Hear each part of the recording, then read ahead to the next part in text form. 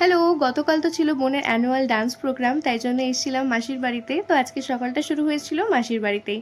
ঘুম ভাঙতেই চলে এসেছিলাম ছাদে, কারণ আজকে সকাল থেকে ওয়েদারটা ভীষণ সুন্দর হয়ে রয়েছে। তারপরে মাসি ব্রেকফাস্টও দিয়ে দিয়েছিল, তাই ব্রেকফাস্ট খেতে খেতে বোনেদের সাথে একটু গল্প করছিলাম। তার মাঝেই টিপটিপ করে শুরু হয়ে গিয়েছিল বৃষ্টি, তার সাথে ভীষণ ঝোড়ো হাওয়া দিচ্ছিল। তো সেটাই বেশ কিছুক্ষণ দাঁড়িয়ে দাঁড়িয়ে এনজয় করছিলাম। তারপরে স্নান টান সেরে রেডি হচ্ছিলাম, কারণ আজকে আমাদের সবার একসাথে প্ল্যান হয়েছে যাব হচ্ছে দক্ষিণেশ্বরে প্রসাদ খেতে। অনেক দিন ধরেই ভাবছিলাম, তবে আমাদের আর যাওয়া হচ্ছিল না, তাই মাসি একবার বলতেই আমি রাজি হয়ে গিয়েছিলাম। আর আমি সবার আগে রেডি হয়ে নিয়েছিলাম।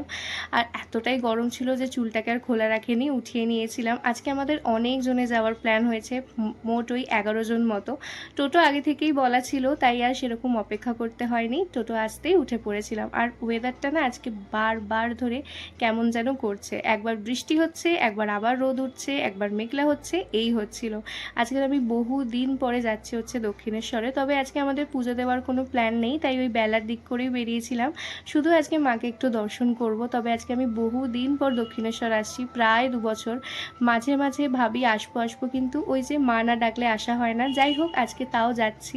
আর আমাদের আগেই ছোটো মাসিরা চলে এসেছিল, ওরা যেহেতু সকালে পুজো দেবে, তাই জন্য ওরা চলে আসার পর তবে আজকে না আমি প্রথমবার বলতে পারো অনেকটা কাছ থেকে মাকে দর্শন করেছি। এত ভালোভাবে দর্শন করেছি যে কি বলবো, ভাবিনি যে এতটা কাছ থেকে দর্শন করতে পারবো। ভেতরে তো কোনো রকম ভিডিও ক্যামেরা অ্যালাউ নেই, তাই জন্য খেতে যাওয়ার ওখানে কোনো ভিডিও করতে পারিনি।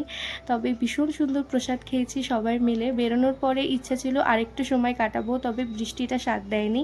প্রচণ্ড জোরে বৃষ্টি শুরু হয়ে গেছিলো বারবার ধরে, তাই আর ওখানে থাকতে পারিনি। কি করব, ওখান থেকে বেরিয়ে পড়েছিলাম বাড়ি ফেরার পথে। আর এই রেনকোটটা পরে না ভাইকে পুরো ছোট্ট একটা জাদু লাগছিল। যাই হোক, তারপরে সবাই মিলে বেরিয়ে পড়েছিলাম বাড়ি যাওয়ার উদ্দেশ্যে। টোটোকে আবারও বলা ছিল, তো টোটো আনতে নিয়ে চলে এসেছিলো। আমাদের ফেরার সময় ছোটো মাসিও আমাদের সাথে মাসির বাড়িতেই ফিরেছিল। আর এই হচ্ছে আমার এক ভাই, যিনি ক্যামেরার দিকে তাকাতে তো একদমই নারাজ। ও একদম ক্যামেরার দিকে ফটো তুলতে বা ভিডিও দেখতে একদম পছন্দ করে না। এদিকে সারাক্ষণ ফোনে গেম খেলে যাচ্ছে, তার বেলা কিচ্ছু না। যাই হোক, ফেরার পথে ওদের জন্য একটু পেস্ট্রি নিয়েছিলাম। ওই সমস্ত কিছু নিয়ে বাড়ি ফিরে আবার খেয়েছিলাম একটু আইসক্রিম। বিকালের দিকে ভাই আমাকে নিয়ে বসেছিল উনো খেলতে, যেটা আমি একদমই খেলতে পারি না। খেলতে পারছিলাম না বলেও একটু মাঝে মাঝে আমার উপর রেগে যাচ্ছিল। তবে ওই ওকে একটু কোম্পানি দেওয়ার জন্য খেলতে বসেছিলাম আর কি।